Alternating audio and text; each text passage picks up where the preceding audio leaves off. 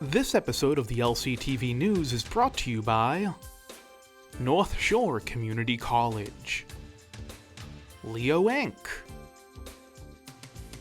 Brotherhood Credit Union, Daolis Brothers Construction, and King Movers and Storage.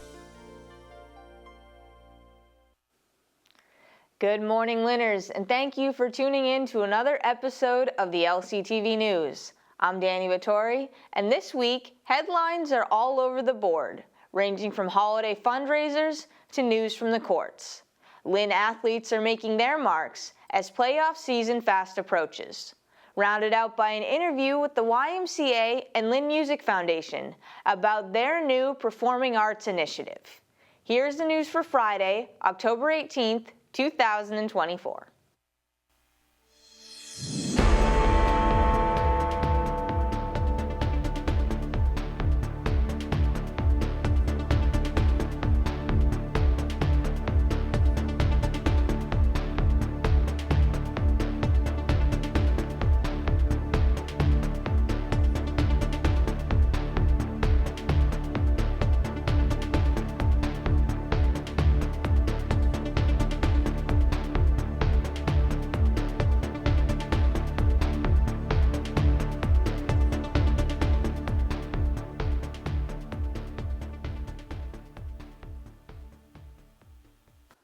Arraignments began October 11th for the 6 suspects indicted for murder in the drive-by shooting that left 2 dead and 5 injured.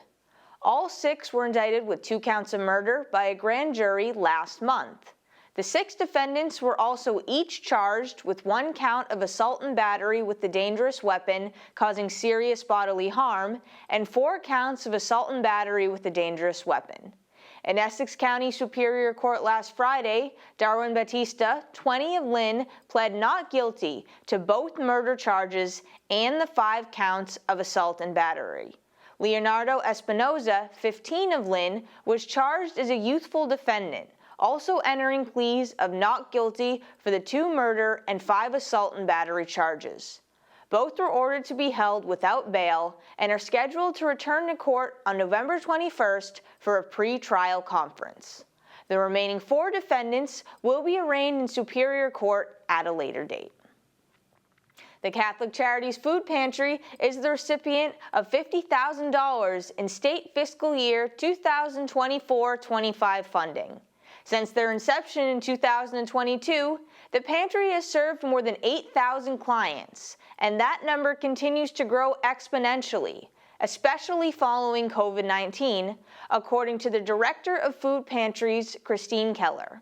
Their main goal is to build stronger relationships with their clients by developing a new intake system which will connect their clients with all the services they require, including SNAP applications and English language learning classes. As stated by Keller, they also provide people with lists of local food pantries and when they are open. Hispanic Heritage Month is coming to a close, but the Senior Center came in just under the wire, celebrating on the final day.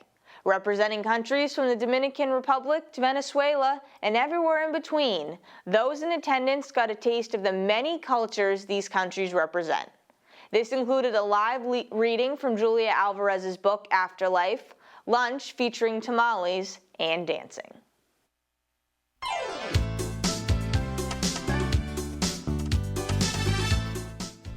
The Lynn Senior Center wrapped up Hispanic Heritage Month with a celebration featuring a book reading, food, and dancing the morning of the 15th. Attendees were treated to an excerpt from Julia Alvarez's Afterlife, a story about a retired immigrant teacher who must reconfigure her life after becoming a widow. Selected for Alvarez's style of writing and connecting themes beyond borders, emphasizing that we are all one. Was it only yesterday she wonders about Mona's diagnosis, that their sister is seriously ill? But then Mona is always diagnosing everyone, a professional handicap for a therapist. This was followed by several brief introductions by city officials, lunch featuring food from Hispanic countries, and a DJ entertaining the crowd. several people got up and showed off their moves, donning flags and outfits from their respective countries, allowing them a chance to express pride in their heritage. For LCTV News, I'm Dani Vittori.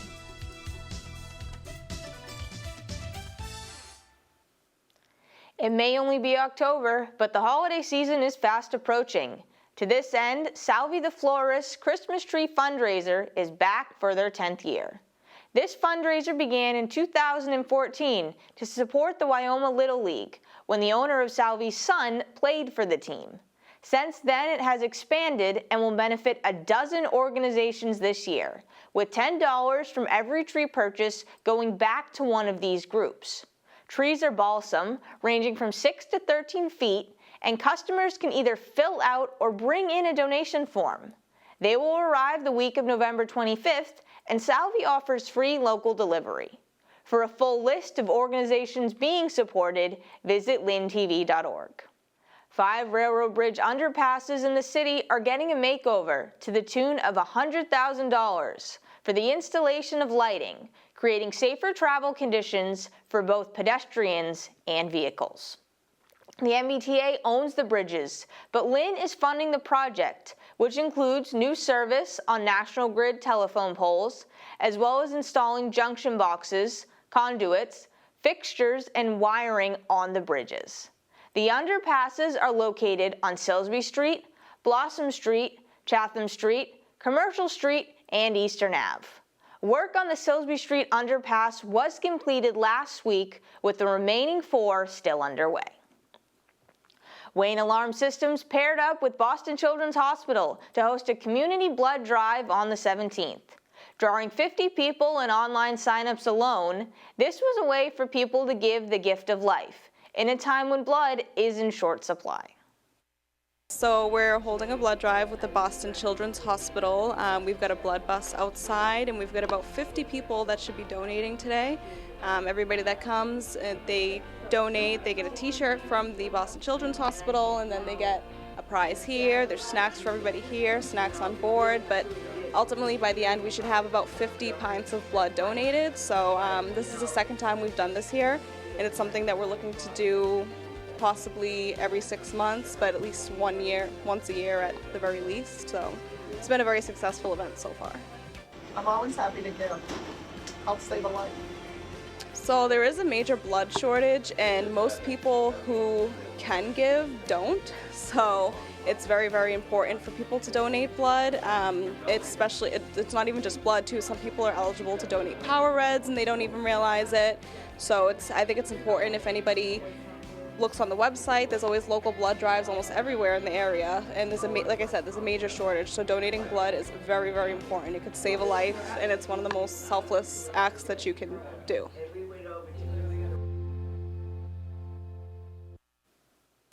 At the goal line, the sports update.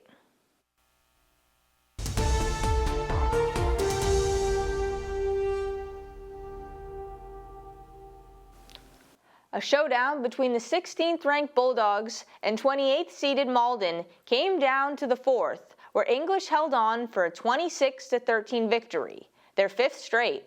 Highlights in the first included Shane Knowlton-Samard winning a jump ball down the sideline for a 49-yard touchdown, along with a first-half score by Xavier Beauchamp and pick 6 by Ryan Owenu. On defense, the Bulldogs notched 4 sacks, 3 interceptions, and a 4th down stop. Their offense stalled in the second, giving Malden a chance with 2 minutes remaining, but an interception and subsequent score by English in the final minute sealed the deal. Lynn Tech showed off their physical play, routing Keefe Tech 42-0 the night of the 11th. The running game was on full display, as all 6 of the Tigers' touchdowns were scored on rushing plays. QB Danny Ortega scored twice on quarterback keepers, once from 2 yards out and another from 30, while Garcia was all over the field, plowing through defenders and scoring twice himself.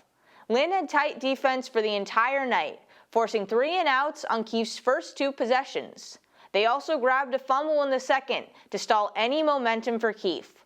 By halftime, it was 42-0 Tigers, and the reserves came out for Lynn in the second half. Kip also showed their stuff, shutting out Lowell Catholic 24-0. The Panthers were informed the morning of the game that they are ranked 4th in the MIAA Division 8 power rankings, and they played like it that night. Jose Cabrera led the way with 2 picks, including a 99-yard pick 6 and a 49-yard touchdown reception. Danny Ortiz chipped in a rushing touchdown as well. While the Spartans remained perfect at 5-0, following their latest 33-7 victory over Bishop Stang. On defense, 22 St. Mary's players went home with tackles, containing the triple option offense Stang is known for. While the offense saw contributions from everyone on the field, headed by the triple threat of Dimitri, 92 yards rushing and a TD, Merriweather with 54 yards rushing and a TD, and Parent, 68 yards rushing with 2 TDs. Tyler Guy tacked on another score, and Yaniel Ballard went 7 for 12 for 79 yards, including a 26-yard completion and touchdown pass. While St. Mary's swept their opponents in both boys and girls soccer over the weekend. For the boys, it was a 2-0 win against Archbishop Williams for a 5th consecutive shutout this season. Meanwhile, the girls ran over Gloucester 8-0, highlighted by a hat trick from Brooke Maloney. Back to the boys, the Spartans went on the road and returned with a 2-2 tie to Division I contender Brockton. The Classical boys are struggling this season, but hosted and bested the still winless Malden 3-0 on the 15th. Jose Coral netted 2 goals for the Rams, supporting a shutout performance by Santos Alvarez.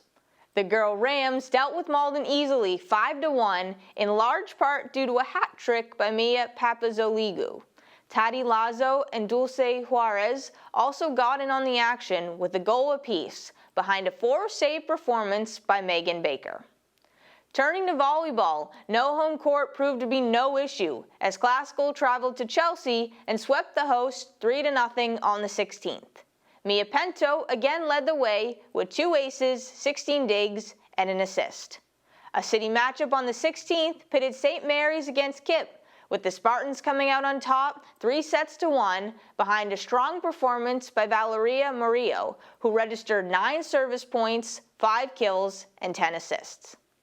Tigers volleyball is officially in the double-digit win column, capturing their 10th and 11th victories. They entered enemy territory and escaped with 3-1 victory over Notre Dame before sweeping Neshoba Tech 3-0. On the 16th versus Neshoba, the Tigers won the second set 25-9, as 4 players contributed multi-dig games. The Spartans placed second in the CCL Championship this past weekend with 325 points, bested only by Archbishop Williams. Individually, Stefan Nason grabbed 4th with 78 points, and 3 other Spartans finished in the top 15. Their season came to an end on the 16th, when they competed in the North Sectionals and placed 4th. 1 below the state qualification spot. At 5-1, not much can be said for a struggling Patriots team. In a 41-21 final against Houston, Drake May did show promise, as this was New England's highest scoring game of the season. Hockey season has also begun, and the 3-2 Bruins are showing much more promise, most recently besting the Colorado Avalanche 5-3 on the road. David Pasternak and Hampus Lindholm scored 12 seconds apart in the second period for the Bees. A collaboration between the Demakes YMCA and Lynn Music Foundation is bringing big changes in the form of a new performance space at the Y. Representations from both organizations came on the lowdown, showing the importance of giving kids a space to express themselves, while also building their skills and confidence. Here is more.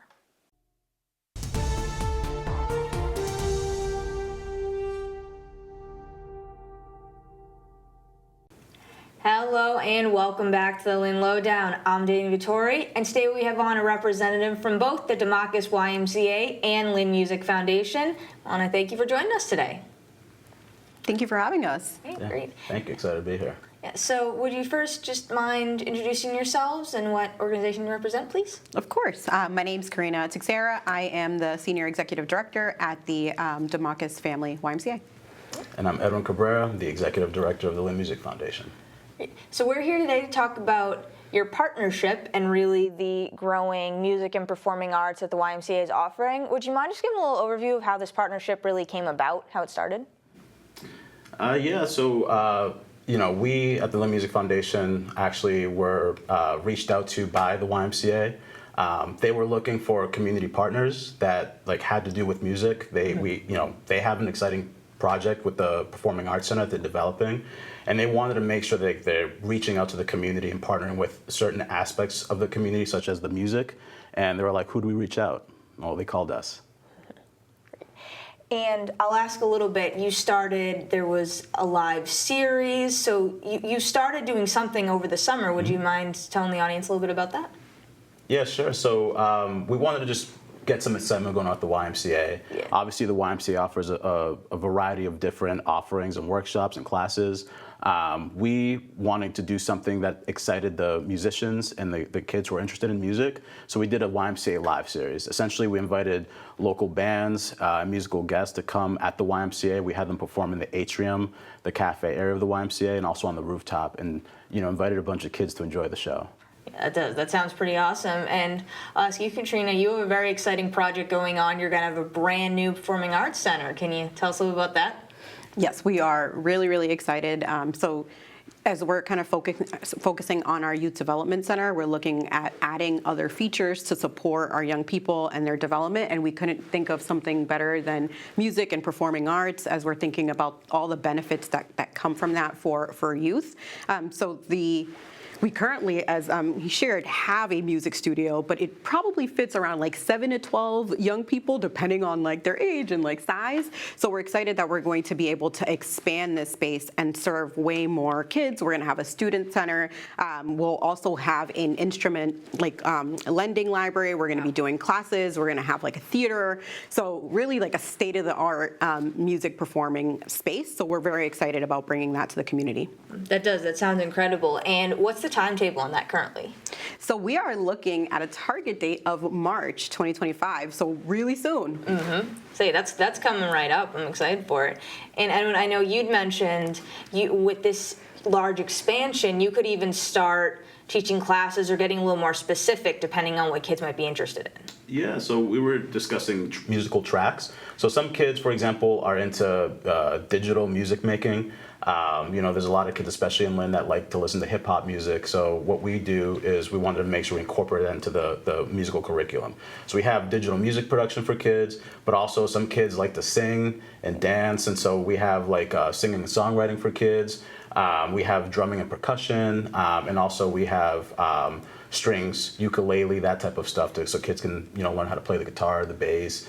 And when we open up in the Performing Arts Center, the larger facility, we're hoping to do even more. So offering stuff like classical instruments, violins, that type of stuff, and the sax, and just a different variety of instruments to really get the kids in the YMCA who are interested in music to find their track, what interests them, and help develop that. Great. And currently at the Y, what age ranges do you serve, and what ages would this specific program serve? So as of right now, we've been focusing on 7, plus, but when we have the expansion, we're going to be looking at 3 and up. So we're really excited about that. So you can get the little guys going. Mm-hmm. Yeah. Get them started early. I think with the work that we do and that we're doing with the Y, we're hoping to get kids started early with music, but also expressing themselves musically. Breaking down those barriers that where kids were they might be shy at first to open up and show their musical talents. We want to, especially with the YMCA Live and series like that, we want to be able to offer them opportunities to express themselves.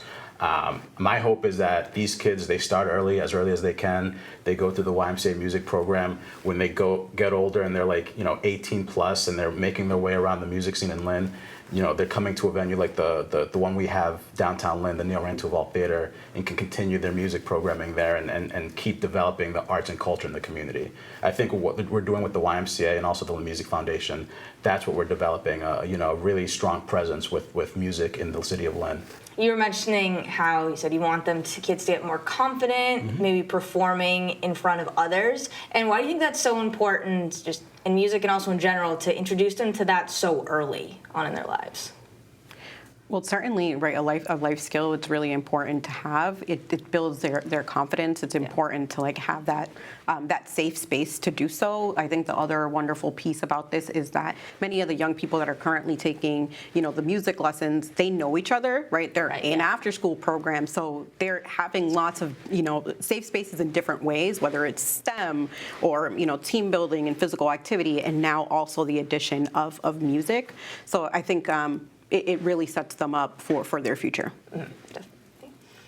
And I'll ask, I know the purpose of adding on this new music foundation is also to try to get people more involved in the YMCA, parents to sign their kids up. Do you know anything about that process, about how that would work? Can kids who are currently in the program just transition into it easily? A different one? Yes, so the young people that we currently have in our youth center, in our after school, and our early learning, they will all receive, the classes each week, so we're really excited about that. And then we'll make sure that there are ways to include others in the community. And I'm curious, who actually is going to be teaching or leading these programs? Is it older youth? Is it more experienced? How does that work? That's a great question. It's more experienced musicians, local artists actually from Lynn and the surrounding area that's going to be teaching these groups. So for example, this fall we have 4 tracks going. So the first is vocals and songwriting, and that's going to be taught by Eva Davenport. She's a great singer, and she's been around the Boston and Lynn scene, and aside from that, we have Robbie Rowe, and he's part of Not Bad, Pretty Good. A band that's from Peabody. He's going to be teaching the kids how to play guitar and ukulele. Neil DeRosa, who's a traveling drummer. He's traveled all over the world. He's teaching our drumming and percussion. And John Glass, who actually has had pretty strong placements in music with artists like Bia and J. Cole. He's actually teaching our digital music production. So he's going to be teaching the kids how to make some awesome beats, create some samples. And he's worked with a lot of really, really popular artists who are out there today and well known. So, with those 4 this fall, we're hoping that the kids are going to be interested in the programming that we're offering. And then once we expand even more, we'll have a lot more selections as well. So they're building networking too, getting these connections within the music world, really getting to see, hey, maybe this is what I want to do one day. Yeah, absolutely. I think that's our hope. The kids who really take to a specific track of the program, let's say, for example, digital music production, once they learn it and they have somebody like John Glass who's teaching them, he can also teach them how to figure out a career in music if that's what they're interested in. That's what we're really excited about. We're giving the kid an opportunity, not just to create, but also giving them the mentorship of getting them to further develop their creativity and also maybe pursue a career in music if that's what they're interested in. That's really what they want to go for. And Karina, I'll ask you, the Y has so many amazing programs. Why did you decide music would be a good next step? What was the thinking? So I know that there have been community groups that have gathered over the past 7 to 10 years and really talking about the needs. So there have actually been asks to the community about what they want, and this was something that was really important to folks. So we were able to get that data. And then also I know that, about 10 years ago, Amanda won La Voz, and she was a young person who was a student in our music space at the Lynn Y. So we certainly have some deep roots with music. Mm-hmm. You definitely do. And you mentioned the fall programming too. When does that actually start, and how long do these programs run for? Yeah, they started this week, actually. This was the first week of our music programming. And they'll be going through December, mid-December.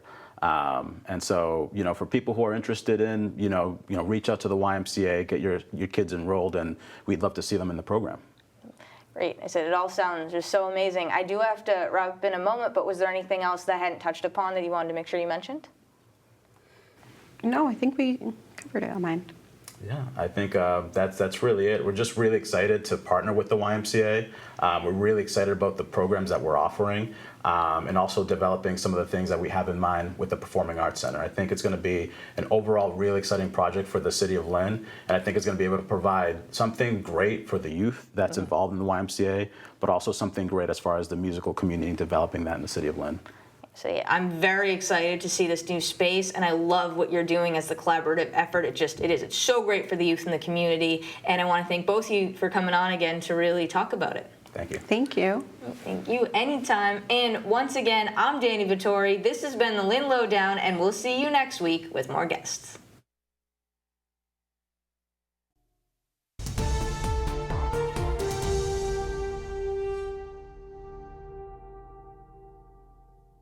Now the community calendar.